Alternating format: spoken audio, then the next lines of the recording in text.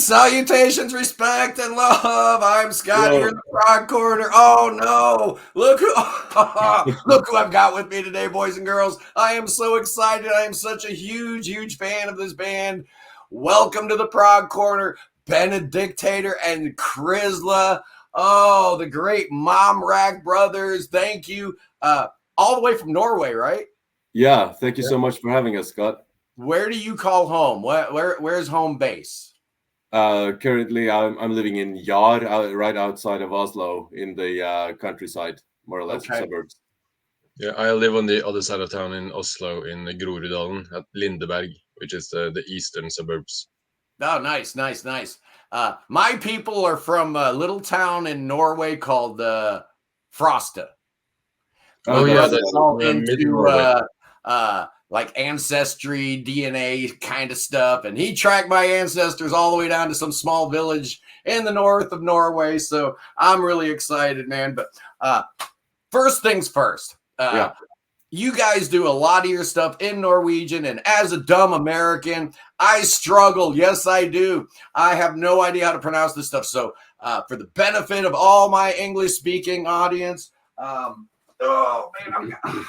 I got your discography right here. Let's go through your records and teach the boys and girls how to pronounce these. First of all, the debut album, Under Jordisk Tusmørke. Is that anywhere as close? How do you pronounce this one? Yeah, that's right. Underjordisk Tusmørke. And it's sort of a paradoxical title because it means subterranean twilight. And some people have pointed out that there is no light underground, but you can see that there's a hole going through there. Now, this is a great record in that it's got like a bridge to your past, right? With the your old band, Le Fleur du Mal. Now, you had some interesting people in that band, right? Andres Prestmo was in that band. The dude who's drumming for the Chronicles of Father Robin, right? I mean, you had a bunch of cool people in this band, but this album's great on its own. I love it. For a long time, this was my favorite Tusmørke album. And then you get this one. Let's see. Rizet bak speilet. Yeah. Riset bak speilet. Thank you. That title refers to sort of a Norwegian saying that there's a hidden threat. I don't know if you got anything in American that's parallel to that, where you sort of have a veiled threat, something that you can punish people with, but it's not visible, but it's always there, and you know that it can be sort of brought out if needs be. Do you remember what did I say in English? Yeah, I'm trying to find an English equivalent in my brain, but you know, it might be noon in Oslo, but it's 6 a.m. here in Ohio, man. My brain isn't quite working yet. Were you happy with this album? Because looking at Prog Archives, this one seems to be like the red-haired stepchild. People don't seem to like it as much, and maybe it's because it was sandwiched between what I consider two masterpieces, because the third album, Fort Baklyse. Yeah, Fort Baklyse. Thank you. Look at this cover, man. What is the frog doing? He's licking up some pharmaceuticals there. It's just awesome. What a great album. I love this album. I think this album is absolutely amazing. Maybe my favorite Tusmørke album. And then what? Hinsides? Hinsides. That means beyond. Okay. Another great album cover. Anytime you got skulls and stuff like that, skeletons, creepy and weird. And that's kind of your thing, right? I mean, Tusmørke is always kind of plied in the dark arts. I mean, I listen to your music and I envision some weird Norwegian forest, like wintertime spells and witches' cauldrons and all that stuff. Just an awesome record. I love this one. This one's got the that big old epic, right? San Sebastian's altar. Yeah, in the commemoration of the 666th anniversary of the breakout of the plague, the Black Plague in Norway. Well, there you go. Thus the skulls and stuff like that. It's actually a monkey's skeleton. Oh, really? Yeah. I did not know that. What's the deal with this one here? This is the odds and sods, I guess, B-sides. I'm not even going to try to pronounce. No, it's Oslo Borgerlig Tusmørke, Vardøger og Utburder, Volume 1. I think that we got a bit impatient and we rushed a lot of stuff on that album. Talking about a redheaded stepchild, that's the redheaded stepchild. I think that one. And yet I'm going to blow your mind in a minute. I swear I am. And it's about this album and its ranking on Prog Archives. Next up, I can't pronounce this one either, but man, do I love the artwork here. Fjernsyn I farver. Yeah, Fjernsyn I farver. That means color television, because television directly translated into Norwegian means visions from far away. Actually directly translated into any language. It comes from Greek. So it's inspired by a poem that's in a movie called Heaven and Hell. It's an anti-cannabis movie from the late 60s in Norway. So there's a poem section where a guy has this acid poem and it talks about television, and that's great. That's great. Don't smoke the devil weed, kids. It's horrible. It's terrible for you. It'll drive you crazy. And then next up, man, Nordist Krim. Where do you guys come up with these album cover ideas, man? Look at this thing. Yeah, that's made by a friend of ours. She lives in Trondheim. She's making these amazing collages that I really love, and I just wanted to use that for the album. It's fantastic. I love this album. So much fun, so much craziness. Covers a lot of sonic ground. This might be, your white album, maybe. It's got a little bit of everything. Something for the kids. Not necessarily. You guys actually have 3 children's albums out, which I do not have. I need to pick those up. Hestehoven. Yeah. People really like this one, and I think you got yourself a brand new fan. Over there at Pete Pardo at Sea of Tranquility. He fell in love with you guys because of this album. And I've been telling him for years, man, you need Tusmørke in your life. I'm so glad he found you guys via this one. Hestehoven, is that how you pronounce it? Hestehoven. Hestehoven. Okay. Yeah. I love this one. Great album. But, boys and girls, that leads us to the new one, man. This sucker drops August 30th on Karisma. The Dawn of Oberon, and it's honestly one of the most different and unique albums you guys have ever done. Tell me a little bit about the making of this album and why it sonically sounds totally different than anything you guys have ever done. Well, it's mostly due to the drummer being a free jazz / psychedelic rock drummer. So his approach to drumming is cymbals first, and then the snare, and then lastly the kick. So the kick is really low, which made it very different to mix. I've been mixing the last 3 albums by Tusmørke now, and this was the most difficult one to date. And I think that means that you can hear the rest of the band a lot more, and we can communicate a lot more. So no shade on Leva Gastir, who was the drummer up until this album, but his approach is very different from Kuskin's approach. So that means that it's different. Yeah, I mean, I would think as a bass player, it would really affect what you're doing, right? Yeah. Also the way the album was composed is kind of unique, because the title track is very old. It's like a track that Benediktator made in the late 90s, and then the rest of the album is based on jam sessions or long endings of the songs when we played live. So it's like 2 decades between the compositions. Really? Yeah. And it kind of has that looser feel. Yeah. A lot of your records sound very structured. Like each part is really, you guys put a lot of thought and effort into this. This almost sounds like freewheeling. Like you guys went in the studio, hit record, and just did it. And it just sounds awesome. It's a totally different sound and feel. And Oh man, it's way too early for me, man. But the drum mix is definitely something that I picked up on right away. It's a different drummer here, gives the album a whole different sound. But I am such a huge fan, and I want to talk to you guys a little bit about what you guys do live.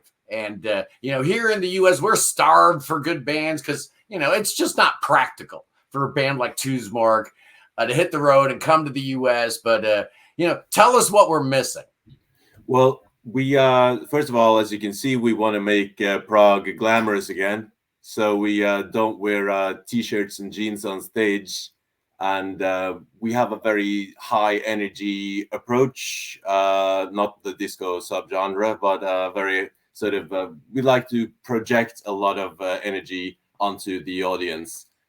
We dance a lot, we scream a lot, and generally it's been hard for us to translate that kind of energy to our records. A lot of people who watch us live say things like, oh, this is the heaviest band I've ever heard without a guitar, etc. And that doesn't always come across on record, because we're a really loud band.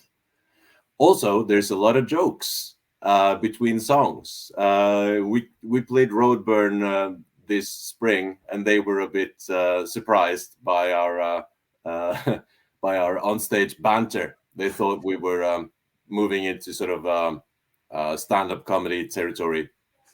At the end of the day, you're just entertaining people, right? Yeah, it doesn't matter. And I talk to people all the time, and they love what Rick Wakeman did at Yes's Rock and Roll Hall of Fame induction speech. It's just entertaining the people, whatever gets them happy and laughing and locked into what you guys are doing. And it's so important to actually have a vision for the band.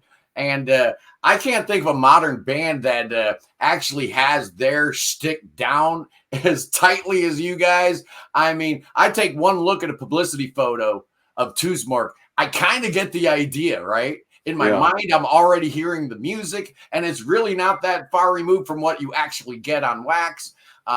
When did you kind of have the idea to start this band, to move away from, your old band, La Fleur de Mal, and do this whole Tusmørke thing, brother love thing? What's the background of Tusmørke, the history? I guess that Tusmørke was the original band with me and Karisma and a third a friend who no longer plays music, actually. We wanted to be like a medieval trio, like the thing that you could see in Monty Python movies, Blackadder movies. We were really into role-playing games, Dungeons and Dragons, Advanced Dungeons and Dragons, all that stuff. But we wanted to make it real. We didn't want to do it as dressing up, but actually sort of being really into this thing for real, which was you have to tell about the reactions to your medieval garb, Karisma, at university. Yeah, it was a weird time in the 90s because I actually made my own clothes. So I used to wear these cloaks and stuff all day, every day. And one time I was going to the university on the subway wearing this green cloak, and a woman who was at the subway, she was distracted by something, seemed very upset, and suddenly she just gets up and points at me with this accusing finger, saying, "You!" And everybody turns around and looks at me. You have destroyed everything and taken all my ideas and ruined my life. You! And she was really angry, and all the people were just looking at me sitting there in my green cape, and could have fooled them. I mean, they looked like really they took her side, and I didn't know what to say. So I just Burn the witch. just got up and got off the subway, and feeling this like accusation of being a witch in public was very weird. And I just had to get away from there because they would come at me with the torches and pitchforks. You kind of are asking for it, right? Yeah, but you're walking around dressed like that. But what I was thinking of was when people tried to make friends with you talking about live action role play. Oh yeah, that one. Yeah. I really hate LARPing because at the time it was my fantasy, I guess, that you could actually just cross from reality to fantasy and do magic and wear medieval clothes and just get away from reality. And I met these LARPers, and they were really like, yeah, you should join us. Like, no, I'm not pretending. I have nothing to do with you people. You are in the woods making like as if you play a role. This is not a role. This is me. And they were really just confused and puzzled, because also I was very upset with them, because I thought they were like stealing my lifestyle. Oh But yeah. there you have it. I mean, from that time period until now, things changed, and you kind of chicken out that you can't really be the weird wizard all day long, 24 hours, because you have to have a job and a family and so forth. Job and But kids and a still, I mean, mortgage.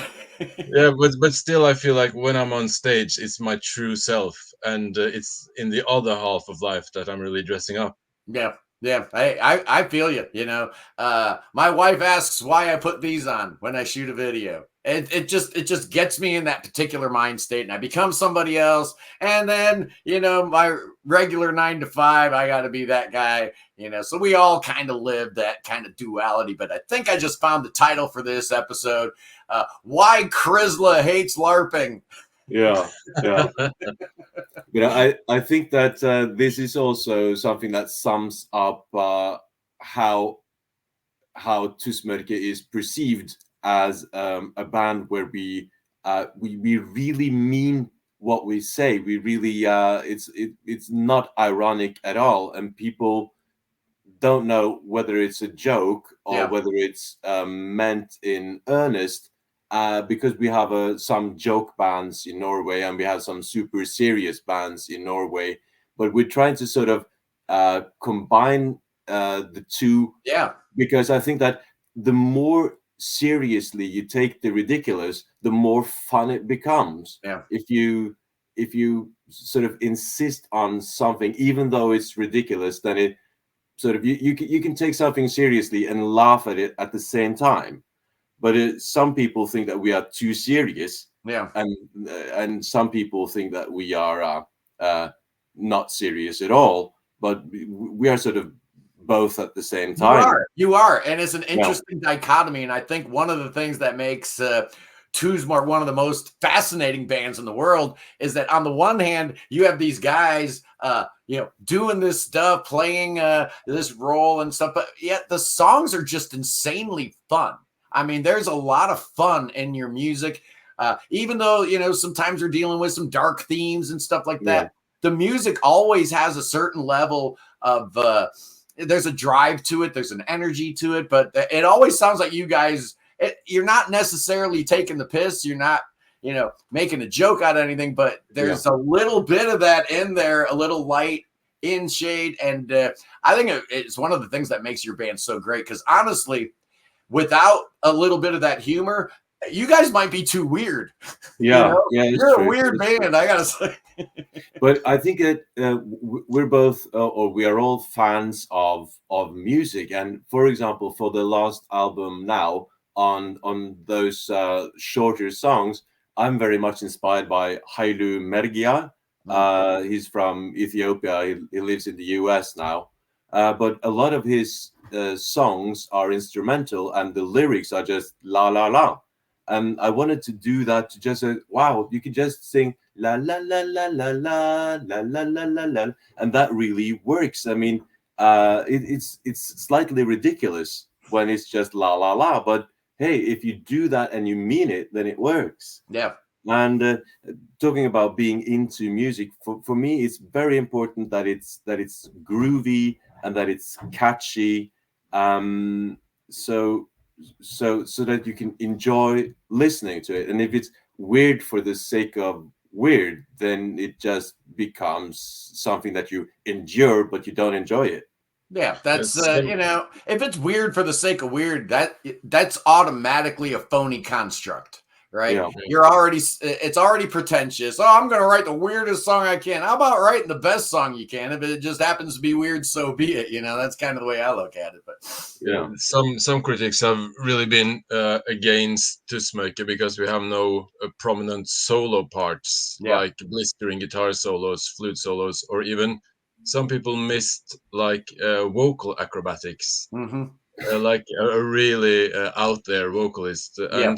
And as much as I enjoy prog, that is probably the aspect of it that I don't like, this constant showing off. Mm. But the sad truth of it is that we don't really have that much to show off, so we couldn't really fill an entire album with acrobatics one way or the other anyway. So it's No. like more the repetition and the driving home of the idea. So through repetition, it sticks in your head and you hear the melody. Yeah. And so we have some more solo stuff coming up, I guess, from Herjekongen, the new guitarist who's also the keyboard player. But still, I mean, we're not that part. We're not that kind of band that No. have like 12-bar solos. Yeah, and you talk about musicianship and vocals. I think perhaps that's maybe one of the things that people need to kind of get used to when they get into Tusmørke universe is John Anderson isn't in this band, right? No. We're dealing with stuff completely differently. How does you're both listed as vocalists on all your records? How do the vocals break down as far as what percentage are we singing here, and what percentage is Krisla singing? Usually, Krisla sings the songs that he has written, and then vice versa. So, but our voices sound really similar. We used to have a That's radio why I show. asked, because I honestly can't tell the difference. Like we used to have a radio show on student radio where we would go on for 2.5, 3 hours, and we were talking a lot, and it sounded like some hyperactive guy talking nonstop, because it just sounded like one guy talking, even though we were two. Yeah. So it's kind of the same thing when we sing, that it's hard to tell who is singing at any one point. But we try to have backing vocals that I back Krisla and vice versa. But often we also just do our own backing vocals. Yeah. So yeah, but we try to bring more to have the new guitar player and keyboard player Herjekongen, that he's going to join in more with singing live as well. Yeah, where did you find this cat?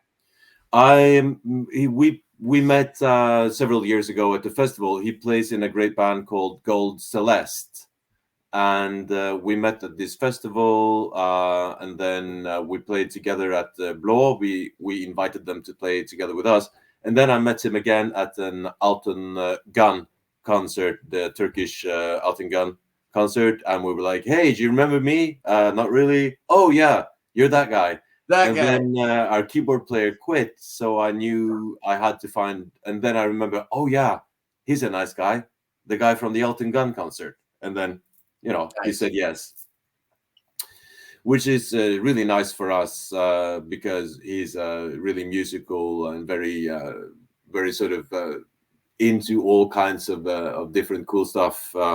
He has a very sort of a broad approach to music, which is important, I think, in this. Like, you have to listen to everything from techno to classical music to hip hop or black metal to be able to sort of get all the references. Yeah, which is quite talking about new members. We have a very incestuous prog community in and around Oslo, that people always play in each other's bands. So it was very refreshing for us to have the new drummer that is playing with us now, because none of us knew him from before. And so Brennesle actually volunteered to join the band from the crowd, which is a new thing. Yeah, that's a new one. I haven't heard that before. We announced at Blå again in Oslo that this was our drummer's last gig, and he came over after the gig and just wandered over and says, "I think I'm the guy."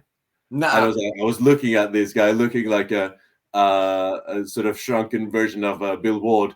He looked like he was already in the band, so it's like, okay, come on, you can try. And luckily, he was up to the task. He also plays in a different band called Mork, which is a black metal band.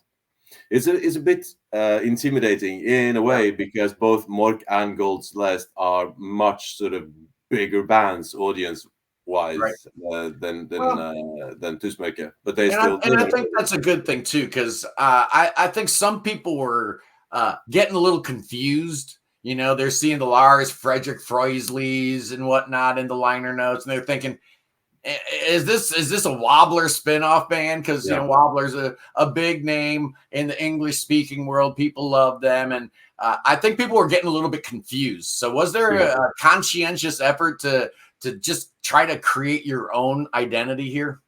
No, well, like I started telling the tale of Tusmørke, that we started off with Tusmørke, and then we moved, and Andreas joined the band, and it became Le Fleur de Mal. But Tusmørke is sort of like going back to what we've been doing all the time, which is Karisma and I making our songs and doing it together with people who are of a like mind.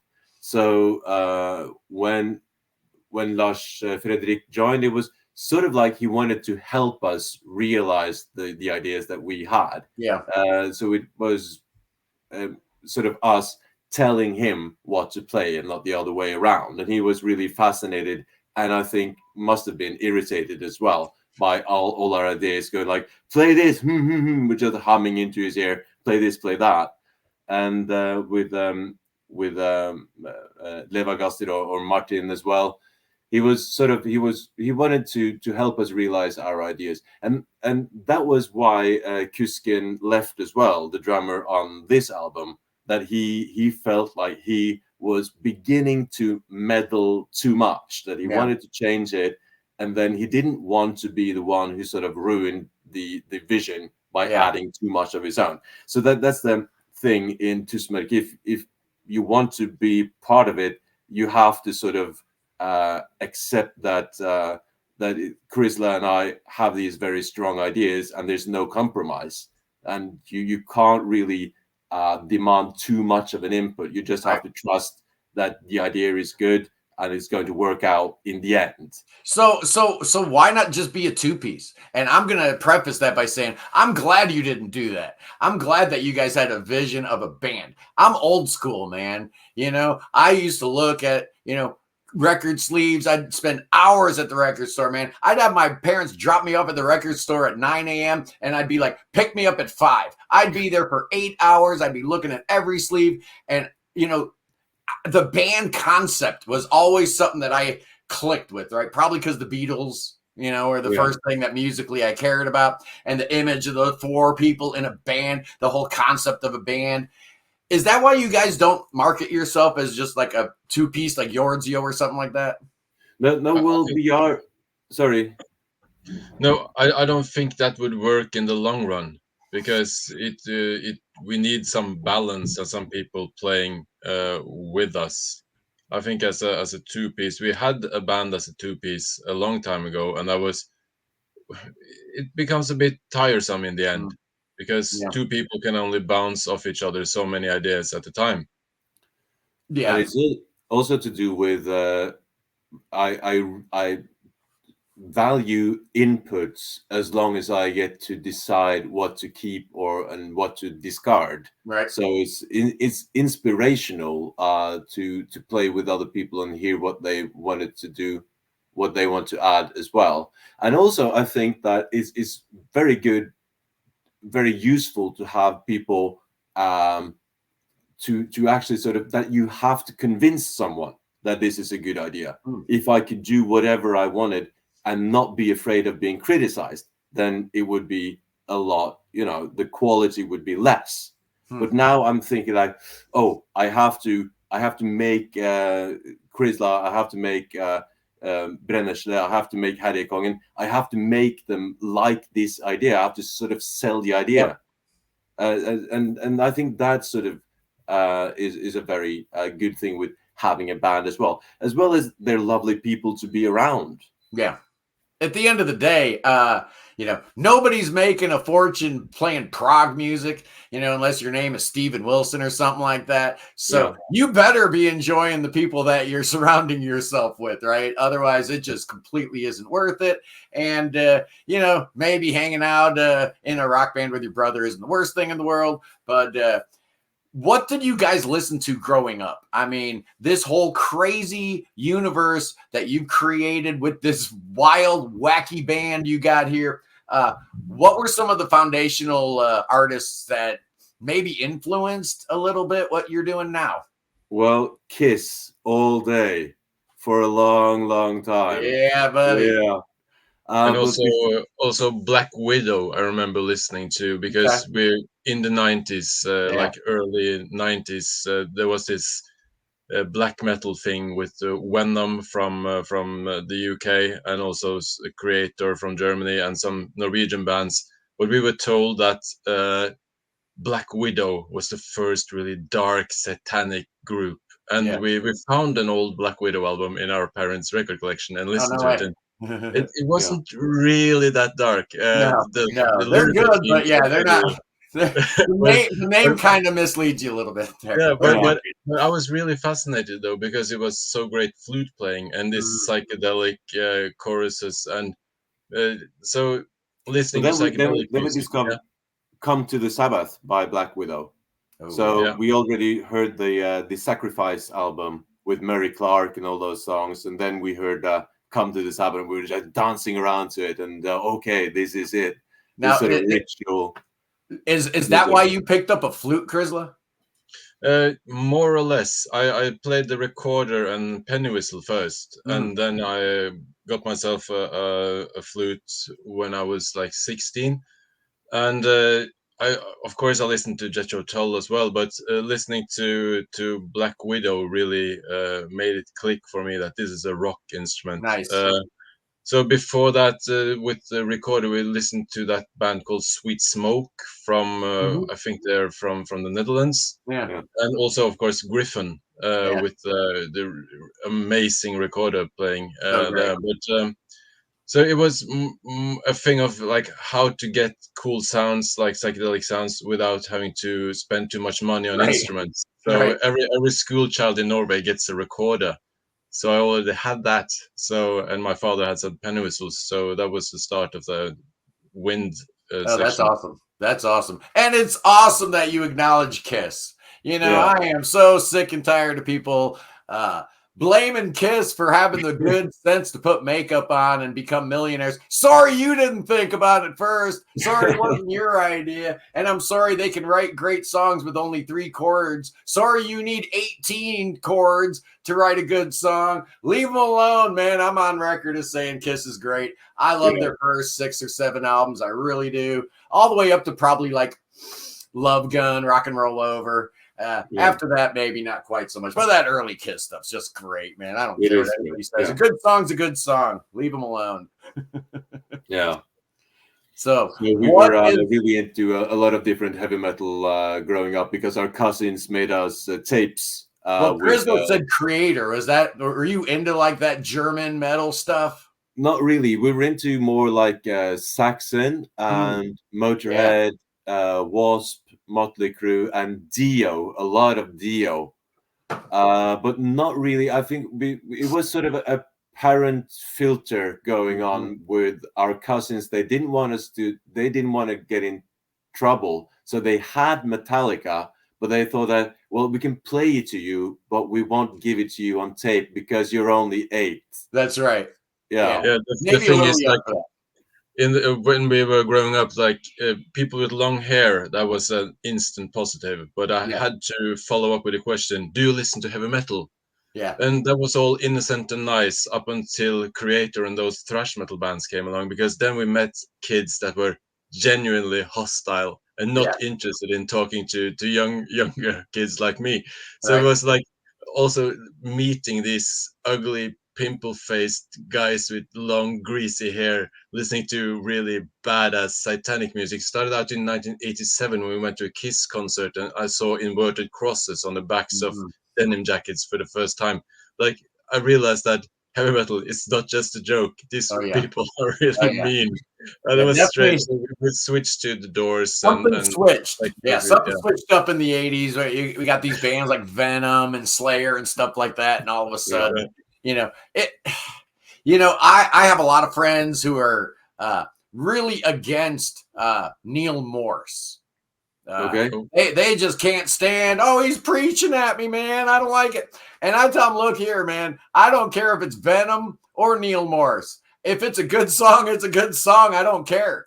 You know, as long as you're inspired, as long as when you're singing the lyrics or playing the song, it speaks to you. That's all that matters, because it's going to translate. If you believe in what you're doing, and like you were talking about, Benedict, or selling your song. If you don't believe in your song good enough to sell it to Karisma, it's probably not good enough to go on the album, right? Yeah, absolutely. So I love that strategy. So what are we doing here? Are we doing some dates to support this? What is the immediate future of Tusmørke? On the heels of this brand new album dropping next month, Dawn of Oberon.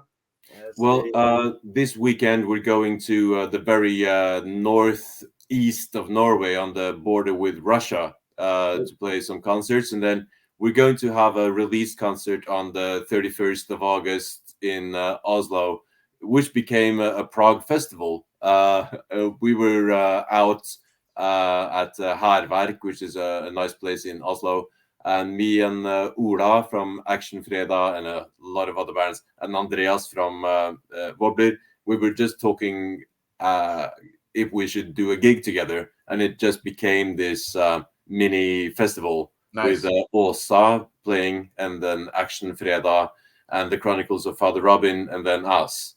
So that's going to be the release party. And that's a good lineup too, right there. Let me tell you something. Good stuff. And I can't wait to see what you guys do. You've got kind of like a whole new energy going on here. I know it sucks when band members come and go sometimes. You know, you want to have that stability, but you know, the stability of the band is you and Karisma, right?